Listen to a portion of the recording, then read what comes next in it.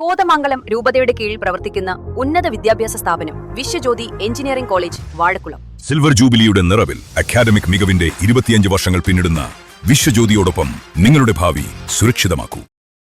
മത്തിക്കും ചിക്കനും വില കുതിച്ചുയരുന്നു. മീനിന്റെ ലഭ്യതക്കുറവും വില കൂടുതലും കാരണം ആളുകൾ ചിക്കനിലേക്ക് തിരിയുമ്പോൾ ചിക്കൻ വിലയും കുതിച്ചുയരുകയാണ്.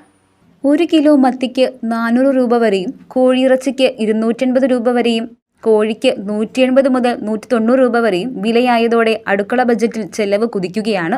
ട്രോളിംഗ് നിരോധനത്തെ തുടർന്ന് ലഭ്യതക്കുറവും കാലാവസ്ഥാ വ്യതിയാനങ്ങളുമാണ് മത്തിവില ഉയർത്തുന്നത്.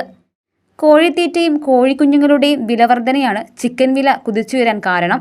മത്സ്യ മാർക്കറ്റുകളിലും തുറമുഖങ്ങളിലും കഴിഞ്ഞ ദിവസങ്ങളിലായി മത്തിയുടെ ലഭ്യത ഗണ്യമായി കുറഞ്ഞിട്ടുണ്ട്. പല പ്രദേശങ്ങളിലും ആവശ്യത്തിന് മത്തി ലഭിക്കാത്ത സാഹചര്യമാണ്.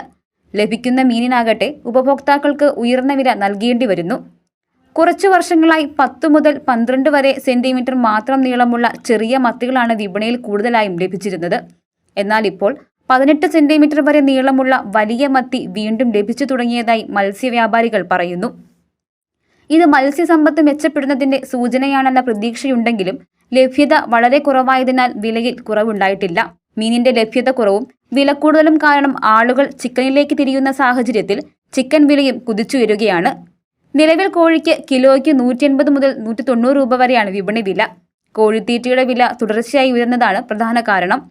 ഒരു മാസത്തിനിടെ 450 രൂപയോളം തീറ്റയ്ക്ക് വർദ്ധിച്ചു. കോഴിയിറച്ചിക്ക് 280 രൂപയാണ് വില. കർഷകർക്ക് ഒരു കോഴിക്ക് കിട്ടുന്നത് 165 രൂപയും കോഴിക്കുഞ്ഞിന്റെ വില 40 രൂപയായും ഉയർന്നിട്ടുണ്ട്. ഫാമുകളിലെ ഉൽപാദനം കുറഞ്ഞതോടെ കോഴിക്കുഞ്ഞുങ്ങളുടെ ലഭ്യതയും കുറഞ്ഞിട്ടുണ്ട്. News desk Muvattupuzha news. എന്റെ കാഴ്ചയ്ക്ക് ചില ബുദ്ധിമുട്ടുകൾ അനുഭവപ്പെടാൻ തുടങ്ങിയത് ഈയിടെയാ. ആദ്യം ടെൻഷനായി. മകളാ പറഞ്ഞത് അഹല്യയിൽ പോകാൻ. അഹല്യയ്ക്ക് 30 വർഷത്തെ പാരമ്പര്യവും വിശ്വസ്തതയുമുണ്ട്. അഹല്യയിലെ വിദഗ്ധരായ ഡോക്ടർമാരുടെ ചികിത്സ കൊണ്ട് എനിക്ക് എന്റെ കാഴ്ചശക്തി പൂർണ്ണമായും തിരിച്ചു കിട്ടി. ഇപ്പൊ എനിക്ക് ഈസിയായി വായിക്കാം. നേത്ര സംരക്ഷണത്തിന് നമ്മുടെ Ahalya. Ahalya foundation eye hospital, കേരളത്തിൽ എല്ലായിടത്തും.